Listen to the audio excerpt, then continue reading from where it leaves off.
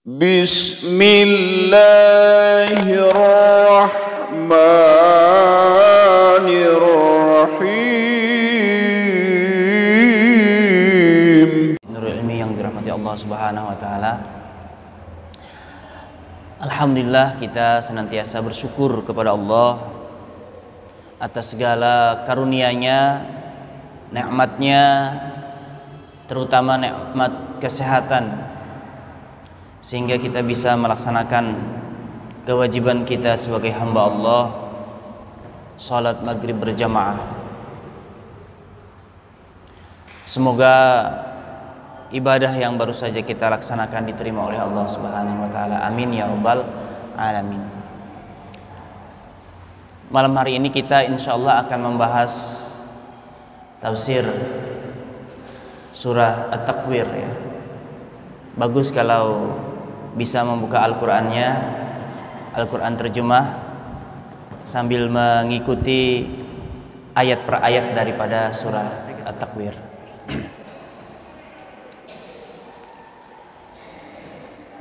Kemudian salat dan salam mari sama-sama kita ikhlaskan kepada junjungan kita Nabi besar Muhammad sallallahu alaihi wasallam. Allahumma shalli ala Muhammad wa ala ali Muhammad. Kepada keluarga, sahabat dan kerabat beliau hingga akhir zaman.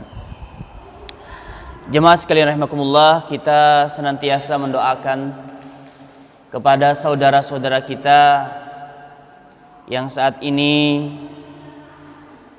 menderita sakit.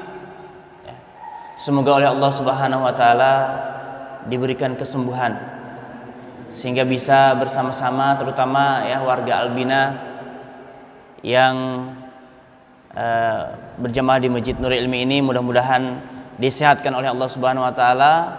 Yang masih isoman ataupun yang berada di rumah sakit, mudah-mudahan bisa kembali bersama-sama kita di masjid yang kita cintai ini. Jemaah sekalian rahimakumullah, kita banyak mendengar di media sosial ataupun di WA grup kita, ceramah-ceramah kita tentang berita-berita kematian yang setiap hari berseliweran di HP kita. Bukan satu orang, bukan dua orang, bahkan kemarin ada yang sampai 13 orang dalam satu hari itu di Berau. Ada yang 11 orang, ada yang 10 orang, itu yang terhitung. Kalau kita mengikuti, semakin dekat orang-orang yang kita cintai, orang-orang yang dekat dengan kita, baik itu yang usianya sepantaran dengan kita ataupun yang lebih muda dari kita, terasa kematian itu juga sudah berada di samping kita.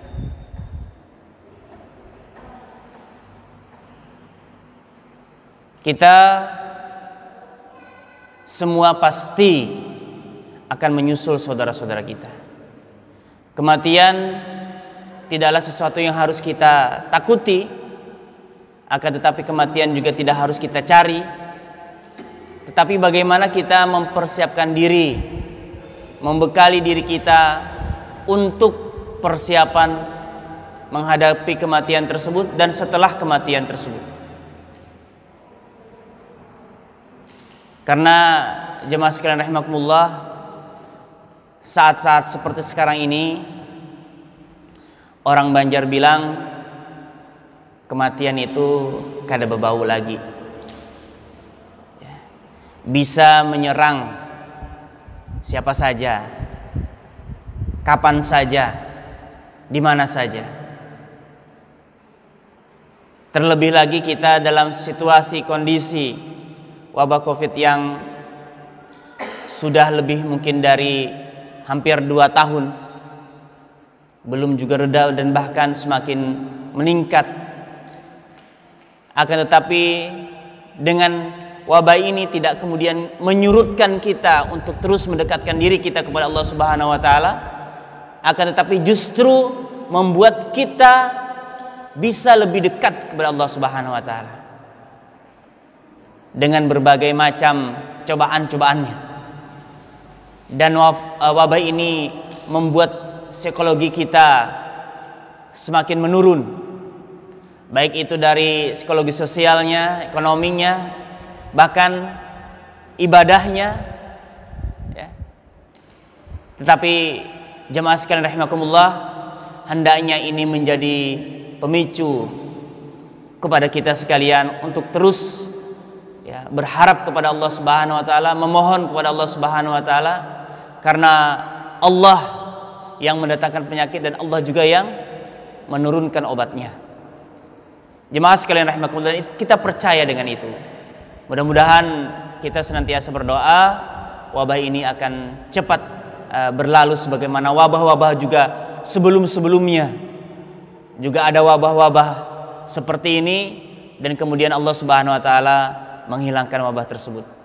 Nah, jemaah sekalian rahimakumullah, mari sejenak kita kembali, ya, kajian-kajian kita di Masjid Nurul Ilmi ini, walaupun dengan jumlah yang sangat terbatas, dengan tetap menjaga protokol kesehatan, kita memulai kembali kajian-kajian kita, karena ini bagian dari mengingat kita, pengingatan kita, saling nasihat menasihati.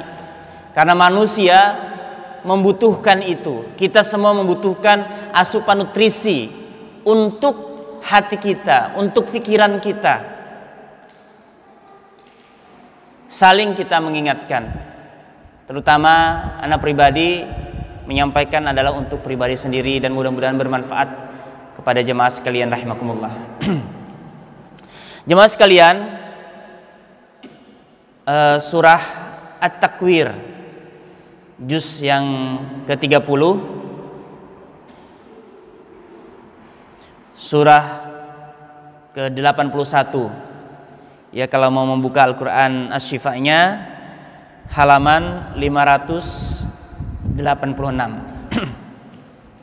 Di surah ini Allah Subhanahu wa taala menceritakan kepada kita tentang kejadian hari kiamat, kemudian sumpah-sumpah Allah, dan kemudian Allah menjelaskan bahwa Allah Subhanahu wa taala menurunkan cahaya, ya katakanlah seperti itu, untuk manusia, hidayah untuk manusia, pedoman untuk manusia yang dibawa oleh malaikat Jibril.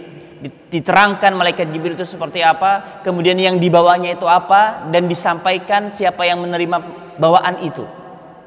Mari kita lihat jemaah sekalian rahimakumullah. A'udzubillahi minasyaitonirrajim. Bismillahirrahmanirrahim. Ayat yang pertama sampai ayat yang ke-14. Di sini Allah Subhanahu wa taala di awal-awal surahnya sama, ya. Apabila. Ya. Idzas syamsu kuwirat. Apabila matahari telah digulung. Wa idzan nujumun kadarat. Dan apabila bintang-bintang telah gugur. Wa idzal jibalu suyirat. Dan apabila gunung-gunung telah dihapuskan. Wa idzal isyaru uttilat. Dan apabila unta-unta bunting telah dibiarkan. Wa idzal wuhusyu husyirat. Dan apabila binatang-binatang buas telah dikumpulkan. Wa idzal biharu sujjirat. Dan apabila lautan telah bergelegak. Wa idzal mau'udatu su'ilat. Dan apabila anak-anak perempuan yang dikubur hidup-hidup telah diperiksa. Bi ayyi dzambin qutilat. Lantaran dosa apa makanya dia dibunuh. Wa idzas suhufu nusyirat. Dan apabila catatan-catatan amal telah dibentangkan. Wa idzas samaa'u kusyitat. Dan apabila langit telah dicabut. Wa idzal jahimu su'irat. Dan apabila neraka telah dinyalakan. Wa idzal jannatu uzlifat. Dan apabila surga telah dihampirkan. Alimat nafsum ma ahdarat. Akan tahulah tiap-tiap diri apa amal yang sudah disediakan. Nah, jadi ayat 1 sampai ayat 14 ini seolah-olah Allah Subhanahu wa taala ingin menyampaikan kepada kita apabila Bahasa kita itu mungkin gini ya. Ini analogi anak ya. Nanti kaina gitu ya. Ada masanya matahari digulung. Ada masanya bintang-bintang berjatuhan dan seterusnya. Tunggu waktu itu. Seolah-olah ini semacam ancaman kepada kita. Jadi ini adalah peringatan tentang hari kiamat. Diawali dengan peringatan kekacauan yang luar biasa. Apabila matahari telah digulung. Matahari telah digulung maknanya di sini adalah apabila kerjanya matahari itu sudah selesai, sudah habis waktunya, maka akan terjadi kegelapan yang luar biasa. Ya. Matahari telah digulung. Dia tidak memancarkan cahayanya lagi. Sehingga alam ini akan menjadi gelap gulita. Ini awalnya. Matahari, kita itu kalau mati lampu aja satu malam ributnya bukan main ya kan. Mati lampu, panas lah gitu ya kan. Bahkan ada yang ke hotel, nah seterusnya mencari pendingin gitu ya. Ini kalau mati lampu pokoknya macam-macam keluaran di WA itu ya kan. Ini lampu dunia, matahari. Satu ini saja dulu, ini sudah membuat panik manusia pada saat itu. Baru satu, apabila matahari telah digulung, tidak ada lagi cahayanya, yang terjadi adalah kegelapan yang luar biasa. Nah jemaah sekalian rahimakumullah, ini kejadian di hari kiamat. Tidak hanya matahari itu saja yang digulung. Matahari itu kan termasuk bintang ya. Cahaya matahari itu termasuk bintang, dan bintang-bintang atau matahari-matahari di angkasa sana itu banyak sekali. Jadi Allah gambarkan kejadian hari kiamat itu dari yang jauh dari kita, dari angkasa. Digambarkan kepada kita nanti matahari. Dan di atas matahari itu banyak lagi matahari-matahari. Ribuan jumlahnya. Makanya disebutkan di ayat yang kedua, wa idzan nujumun kadarat, dan apabila bintang-bintang telah gugur. Jadi ketika matahari itu digulung terjadi kegelapan yang luar biasa. Sementara bintang-bintang yang lain itu maka kemudian nampak kelihatan berguguran. Karena cahaya-cahaya berguguran berjatuhan. Di sini disebutkan bahwa dalam tafsir Al-Azhar, matahari itu ibarat kindil ya. Kindil itu pelita cahaya lampu gitu ya, yang menggantung di angkasa. Maka keseimbangan alam apabila salah satu terjadi kiamat, matahari itu bertabrakan, maka akan terjadi goncangan yang luar biasa. Maka terjadilah berjatuhanlah matahari atau bintang-bintang yang lain tadi itu. Berjatuhan. Wa idzan nujumun kadarat, dan apabila bintang-bintang telah gugur, berjatuhan.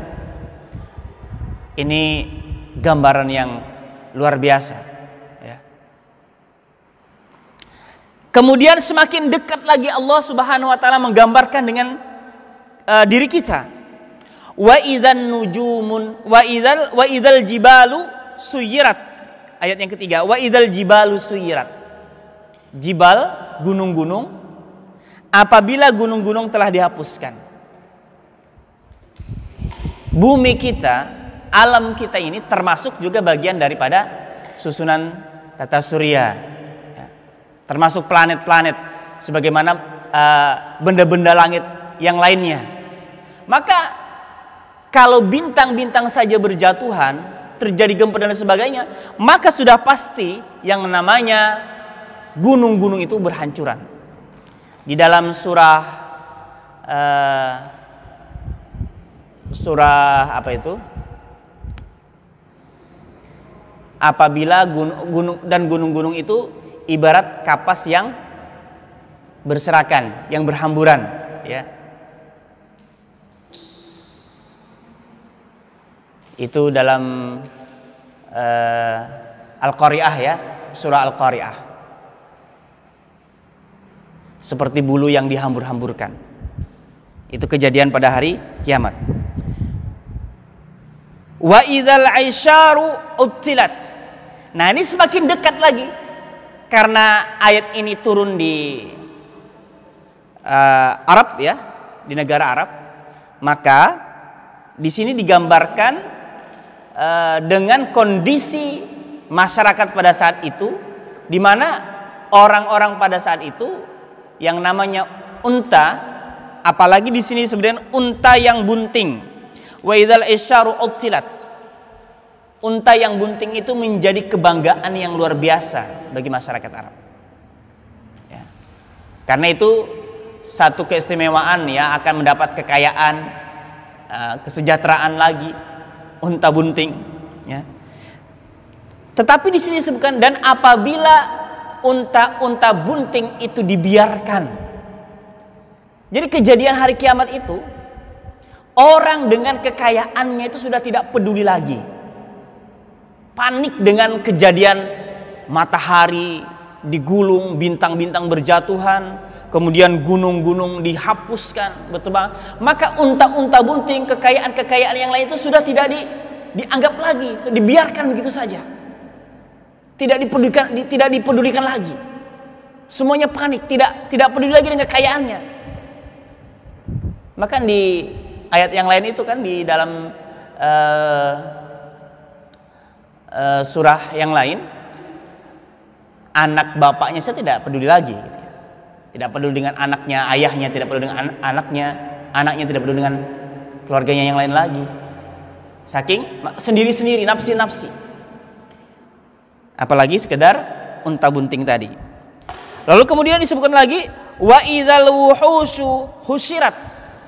Dan apabila binatang-binatang buas telah dikumpulkan. Nah, ini unik di sini ya. Di dalam penjelasan ini luar biasa. Apabila binatang-binatang buas itu dikumpulkan, ternyata binatang itu dia memiliki insting yang luar biasa. Dia lebih cepat daripada manusia mengetahui akan kejadian alam. Misalnya terjadi banjir atau kebakaran atau gunung, binatang ini lebih peka, lebih dulu tahu gitu ya, dengan instingnya. Nah, jadi di sini disebutkan binatang-binatang buas. Binatang buas itu harimau, singa dan lain sebagainya. Itu dikumpulkan.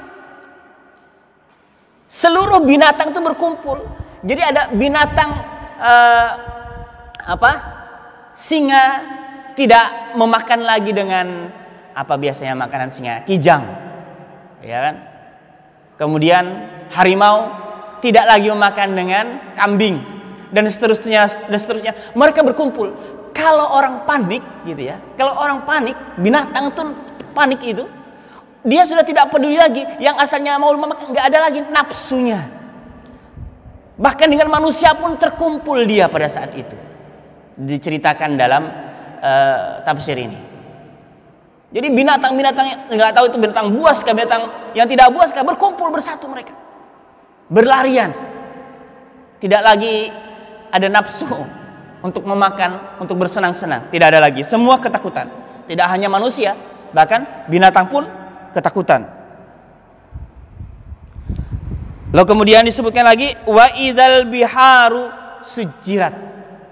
Dan apabila bihar, lautan bergelagat. Jadi kejadian itu membuat lautan itu panas dari dalam, kemudian bergelagat seperti air mendidih, lalu kemudian menumpahkan airnya itu ke daratan, semua air tumpah. Gitu ya. Diceritakan seperti itu. Nah, kemudian wa idzan nufusu zuwijat. Dan apabila diri-diri manusia telah dipasang-pasangkan. Ini kejadian ketika malaikat Israfil meniupkan sangkakala yang pertama, maka sirnalah, matilah seluruh kehidupan di muka bumi ini. Dan kemudian pada tiupan yang kedua, maka kemudian Allah Subhanahu wa taala menghidupkan kembali di alam yang berbeda. Maka di sini disebutkan wa idzan nufusu zuwijat, nufus ya, diri-diri manusia itu akan dipasang-pasangkan. Artinya jasmaninya akan dikembalikan lagi kepada rohnya akan dikembalikan lagi kepada jasmaninya. Orang yang sudah meninggal kembalikan lagi jasadnya. Mananya seperti itu. Wa idzal mau'udatu su'ilat. Dan apabila anak-anak perempuan yang dikubur hidup-hidup telah diperiksa. Jadi masyarakat jahiliyah, Arab jahiliyah, musyrik jahiliyah pada saat itu, mereka ketika memiliki anak perempuan, di sini panjang penjelasannya tentang anak perempuan ini. Mereka merasa malu, mereka takut miskin ketika memiliki anak perempuan. Justru dengan datangnya Islam, Islam ini meninggikan, mengangkat derajat perempuan, itu luar biasa. Kasih sayangnya kepada perempuan itu luar biasa. Dahulu ketika seseorang memiliki anak perempuan, tidak jarang dari mereka yang mengubur hidup-hidup anak perempuannya itu. Masya Allah, na'udzubillah. Dan ini kejadian nyata. Tidak satu orang, bahkan hampir merata. Mereka malu. Bahkan dikisahkan di dalam tafsir ini, seorang ibu yang mau melahirkan itu suaminya sudah membuat lubang, dan kemudian ketika dia melahirkan siap-siap kalau dia perempuan langsung dimasukkan ke dalam lubang itu dan langsung dikubur hidup-hidup. Nauzubillah min dzalik. Bahkan ada di sini ceritakan seorang ayah memiliki anak perempuan, dia kemudian membawa anak perempuannya keluar dan kemudian dibawanya ke dekat sumur dan disuruhnya lihat ke dalam sumur itu, lalu kemudian diangkat kakinya dan dijebluskannya ke dalam sumur tersebut. Dan itu diceritakan oleh orang tersebut kepada Rasulullah SAW sampai Rasulullah menangis mendengar cerita tersebut. Dia terus bercerita dan menambahlah kesedihan Rasulullah SAW. Maka kemudian dia dengan penuh penyesalan, dengan adanya Islam kemudian dia masuk Islam, mudah-mudahan dengan masuknya itu kemudian diminta oleh Rasulullah SAW agar senantiasa memohon ampun kepada Allah dan senantiasa memperbanyak amal kebaikannya dan sampai memerdekakan budak karena dia orang kaya. Mudah-mudahan Allah Subhanahu wa taala mengampuni dosa-dosa mereka yang telah lalu itu. Disebutkan ketika Amr bin As datang ke majelisnya Muawiyah ibnu Sufyan, dia melihat anaknya Muawiyah ini sayang sekali dengan anak perempuannya, gitu ya. Ceritakan seperti itu. Ketika Amr bin As datang melihat kejadian itu, dia semacam, kok kamu begini, gitu ya, merasa aneh, gitu ya. Kok luar biasa anak perempuan, aku tidak pernah seperti itu, dan seterusnya. Lalu dikisahkan oleh Muawiyah, katanya anak perempuan ini adalah permata hati. Pokoknya diceritakanlah kebaikan-kebaikan perempuan. Kalau kita sakit, kalau kita habis berperang dan seterusnya, maka anak perempuan ini dengan belayarnya itu luar biasa menambah kehidupan yang sangat indah. Diceritakannya dengan baik, ya, bahasanya dengan baik diceritakan kepada Amr bin As. Maka kemudian setelah mendengar penjelasan dari mendengar penjelasan dari Muawiyah tersebut, Amr bin As kemudian baru menyadari tentang luar biasanya anak perempuan. Ketika seorang nenek atau kakeknya sakit, maka dia pengen sekali dirawat oleh cucunya yang perempuan karena luar biasa kebaikan anak perempuan tersebut. Nah, jemaah sekalian rahimakumullah. Bi ayyi dzambin qutilat, lantaran dosa apa makanya dia dibunuh. Jadi seseorang yang membunuh anaknya itu akan dihadirkan anaknya itu, lalu kemudian dihadirkan juga orang tuanya yang membunuh tersebut. Lalu kemudian ditanya kepada anaknya, ya, lantaran dosa apakah dia dibunuh? Ini sebenarnya semacam orang itu sindiran, gitu ya. Semacam sindiran. Orang kalau ada terdakwa dua, gitu ya, ditanya yang anaknya ditanya, maka yang akan merasa ini adalah tentu saja yang membunuh tersebut. Lantaran dosa apa? Sehingga ia akan terus merasa menyesal, ia akan terus merasa banyak sekali dosanya dan kesalahan-kesalahannya. Nah, jemaah sekalian rahimakumullah, wa idza suhufu nusyirat, dan apabila catatan-catatan amal telah dibentangkan. Masya Allah, kita semua tahu dari SD, anak-anak kecil sudah tahu bahwa ada pencatat amal kebaikan dan keburukan, ya, itu malaikat siapa? Rakib dan Atid, ya, yang mencatat amal kebaikan dan keburukan. Catatannya rapi, tidak pernah meleset, semua dicatat oleh malaikat. Itu nanti akan dibentangkan, akan diperlihatkan, tidak ada yang terlewat. Itu adalah bagian dari kejadian-kejadian hari kiamat. Wa idzas samaa'u kushitat, dan apabila langit telah dicabut. Di sini diceritakan langit dicabut itu seperti mencabut kulit kambing dari badannya. Jadi dicabut.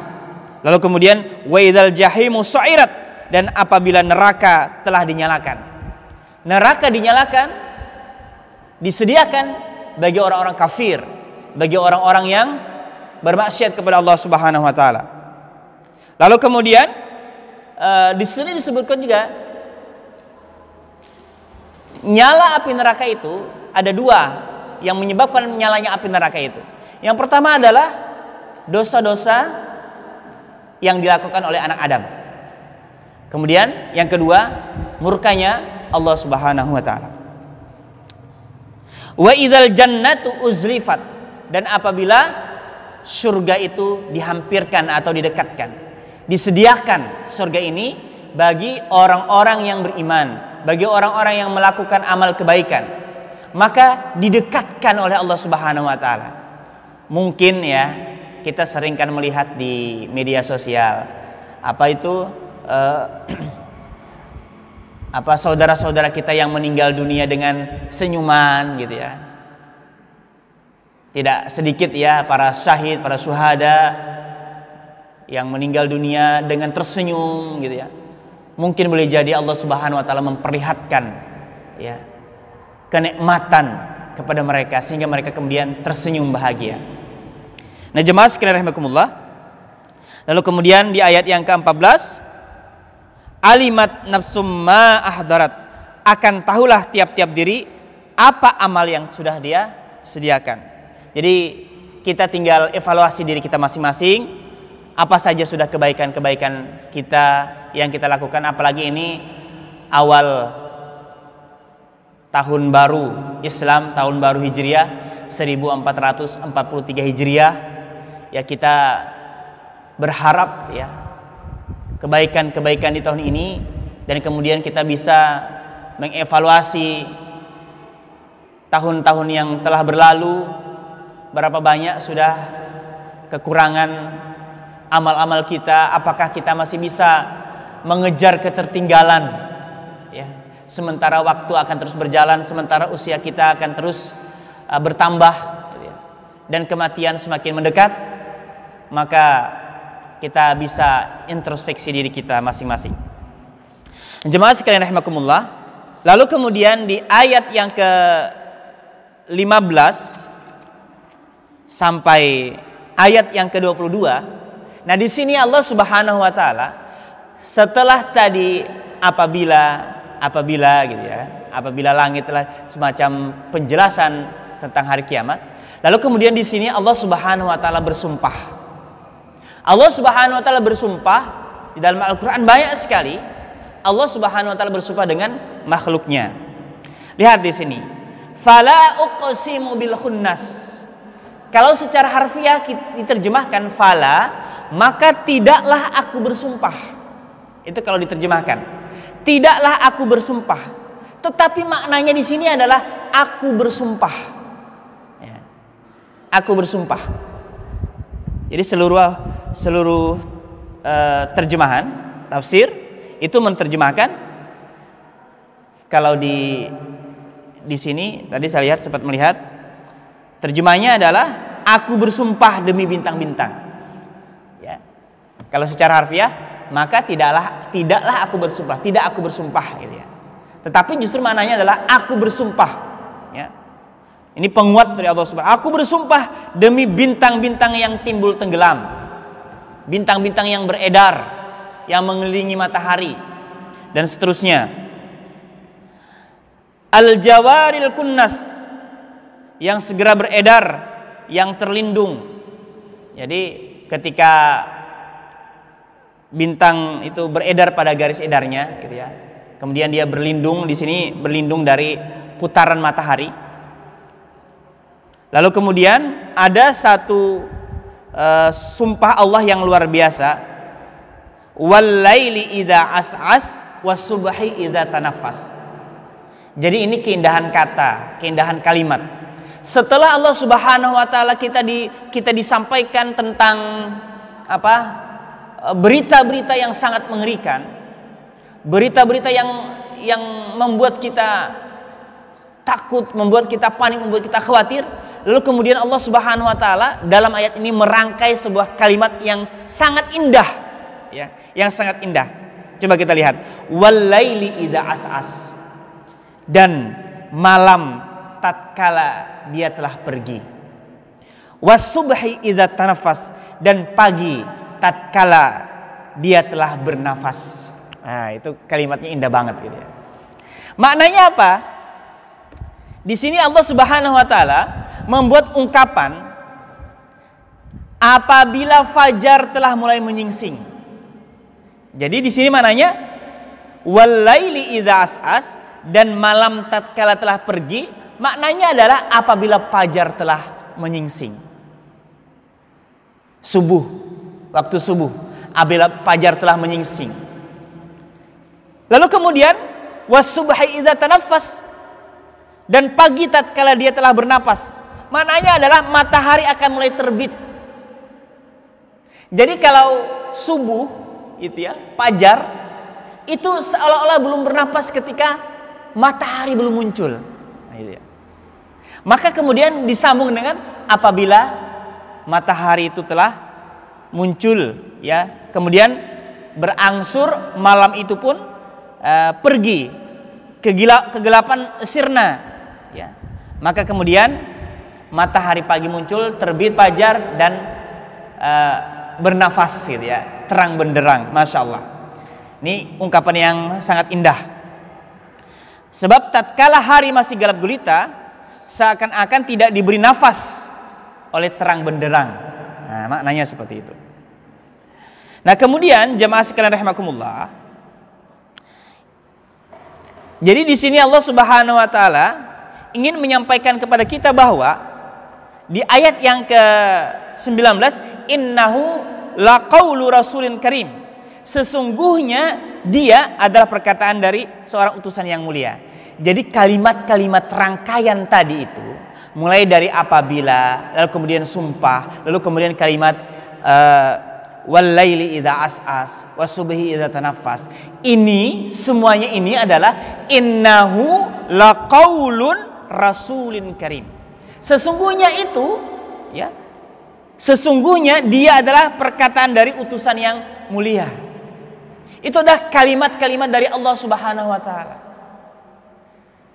Dalam Al-Qur'an, kalimat-kalimat yang innahu laqaulun rasulin karim. Rasulin karim di sini maknanya adalah malaikat Jibril yang membawa wahyu dari Allah Subhanahu wa taala. Rasulun karim, utusan Allah, malaikat Jibril. Nah, kemudian di sini digambarkan tentang siapa itu malaikat Jibril. Malaikat Jibril ini adalah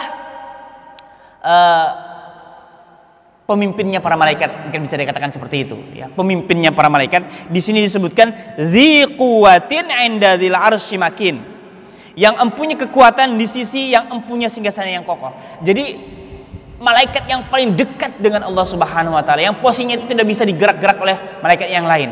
Dia sangat terpercaya, dia sangat dipercaya oleh Allah Subhanahu wa taala. Muta'in tsamma amin. Dia muta'in itu dipatuhi, ya. Dipatuhi, lalu kemudian tsamma amin. Tidak sekedar dipatuhi saja, tetapi juga sangat dipercaya oleh Allah Subhanahu wa taala. Nah, ini gambaran tentang malaikat. Jadi Allah Subhanahu wa taala, Al-Qur'an tadi, bahasa-bahasa Al-Qur'an itu semuanya dari Allah Subhanahu wa taala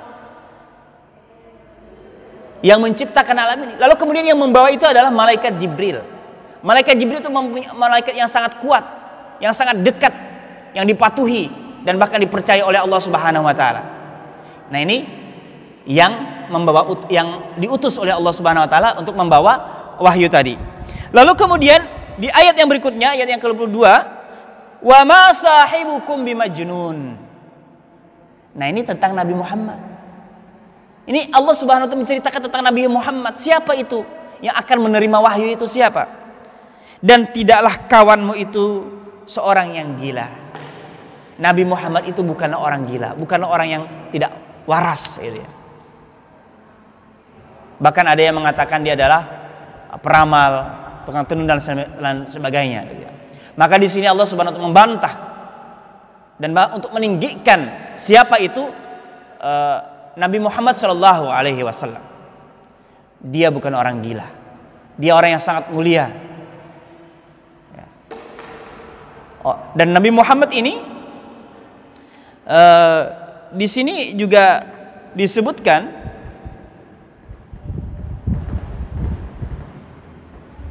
wa ma huwa 'alal ghaibi bidhanin, dan tidaklah dia atas hal-hal yang gaib dapat dituduh. Artinya apa? Rasulullah SAW, Nabi Muhammad menerima wahyu dari Allah Subhanahu wa taala, dan wahyu itu diantar oleh malaikat Jibril. Itu adalah berita-berita yang gaib. Tidak mungkin Nabi Muhammad itu kemudian menambah atau menceritakan sesuatu yang gaib dengan tidak mungkin, gitu ya. Jadi itu benar-benar tidak bisa dituduh dia menceritakan sesuatu yang gaib, tidak bisa. Ya. Karena semuanya itu berasal dari Allah Subhanahu wa taala yang Maha benar, malaikat yang membawanya. Wa ma huwa biqauli syaitanir rajim, dan bukanlah dia itu perkataan setan yang terkutuk. Jadi Al-Qur'an itu bukan perkataan setan. Itu tadi menggambarkan juga untuk menguatkan bahwa Al-Quran itu benar-benar dari Allah Subhanahu wa taala, bahwa Al-Quran itu benar-benar dibawa oleh malaikat Jibril yang disampaikan kepada Nabi Muhammad sallallahu alaihi wasallam. Nah, Nabi Muhammad ini ya, pernah melihat malaikat Jibril itu dalam bentuk aslinya. Gimana tadi ayat yang keberapa? Ada yang ketinggalan ya? Malaikat Jibril, Nabi Muhammad pernah melihat malaikat Jibril dalam bentuk aslinya bahkan 2 kali ya, di Gunung Arafah dan ketika Nabi Muhammad SAW menerima wahyu pertama di ufuk yang nyata. Di sini disebutkan di ufuk yang nyata, itu di sebelah timur ketika matahari terbit. Malaikat Jibril membentangkan sayapnya, kakinya ke bumi, kemudian kepalanya menjulang ke langit, sayapnya terbentang dari masyriqi wal maghrib, gitu ya, sangat besar sekali, sehingga kemudian Nabi Muhammad pada saat di Gua Hira itu pingsan, lalu kemudian malaikat Jibril mengecil dan masuk ke dalam Gua Hira. Itu disebutkan seperti itu. Jadi diceritakan bahwa Nabi Muhammad itu memang bertemu dengan malaikat Jibril dan bahkan menjadi teman atau sahabat Nabi Muhammad SAW.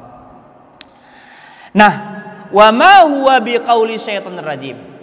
Sudah memiliki pemahaman itu, kita bisa mengamalkan apa yang kita fahami, menjalankan semua apa yang diperintahkan oleh Allah Subhanahu wa taala, dan mudah-mudahan kita dikumpulkan nanti di akhirat bersama orang-orang yang soleh, orang-orang yang taat kepadanya di dalam surga yang penuh dengan kenikmatan. Amin ya rabbal alamin. Terima kasih, mohon maaf. Assalamualaikum warahmatullahi wabarakatuh.